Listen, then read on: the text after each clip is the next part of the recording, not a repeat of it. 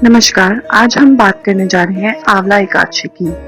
आंवला एकादशी मुख्य रूप से भगवान विष्णु को समर्पित होने के साथ साथ भगवान शिव की पूजा के लिए भी अत्यंत महत्वपूर्ण है।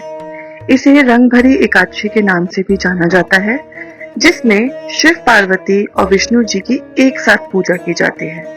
इस दिन शिव जी और भगवान विष्णु जी की उपासना से सुख समृद्धि प्राप्त होती है। इस दिन काशी में भगवान शिव माता पार्वती के साथ रंग भरी होली खेलते हैं, इसलिए भी इसे रंग भरी एकादशी कहा जाता है। मान्यता है कि आंवले के पेड़ में भगवान विष्णु और भगवान शिव का वास है। जड़ में विष्णु जी और तने में शिव जी का वास होता है।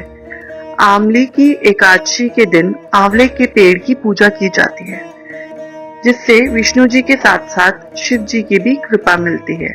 यह फाल्गुन शुक्ल पक्ष की एकादशी को मनाई जाती है।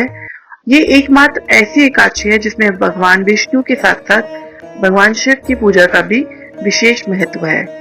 इस दिन भगवान शिव को आंवला अर्पित करने से हर मनोकामना पूरी होती है। आंवला एकादशी की व्रत कथा कुछ इस अनुसार है। पौराणिक कथाओं के अनुसार प्राचीन काल में एक ब्राह्मणी थी। वह सदैव धर्म कर्म में लगी रहती थी। धर्म कर्म में लगे रहने के बावजूद वह पूजा के उपरांत दान नहीं करती थी। उसने कभी भी देवताओं के लिए अन्न या धन का दान नहीं किया था। उसकी पूजा से भगवान विष्णु अत्यंत प्रसन्न थे। भगवान ने सोचा कि ब्राह्मणी ने व्रत और पूजन से शरीर को शुद्ध कर लिया है, इसलिए इसे वैकुंठ तो मिल जाएगा, परंतु इसने अपने जीवन काल में कभी भी अन्न का दान नहीं किया। ऐसे में वैकुंठ में इसे भोजन कैसे मिलेगा।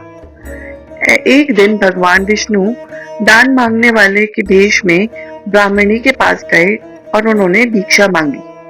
ब्राह्मणी ने भिक्षा में उन्हें एक मिट्टी का ढेला दे दिया। भगवान विष्णु उसे लेकर वैकुंठ लोक में आ गए।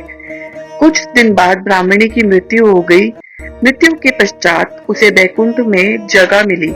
वहां उसे सभी प्रकार की सुख सुविधाएं मिली, लेकिन अन्न नहीं मिला। इस पर ब्राह्मणी भगवान से बोली कि मैंने जीवन भर आपका व्रत रखा, पूजन किया, लेकिन मेरे पास तो यहाँ खाने के लिए कुछ भी नहीं है। इस पर भगवान विष्णु ने ब्राह्मणी से कहा, तुम वैकुंठ लोक की देवियों से मिलकर षटतिला एकादशी व्रत और दान का महत्व सुनो, उसका पालन करो, तुम्हारी सारी गलतियां माफ हो जाएंगी और मनोकामनाएं पूर्ण होंगी। ब्राह्मणी ने भगवान विष्णु के कहे अनुसार देवियों से षटतिला एकादशी का महत्व सुना और व्रत करके दान किया, जिसके बाद उसकी संपूर्ण समस्याएं समाप्त हो गई।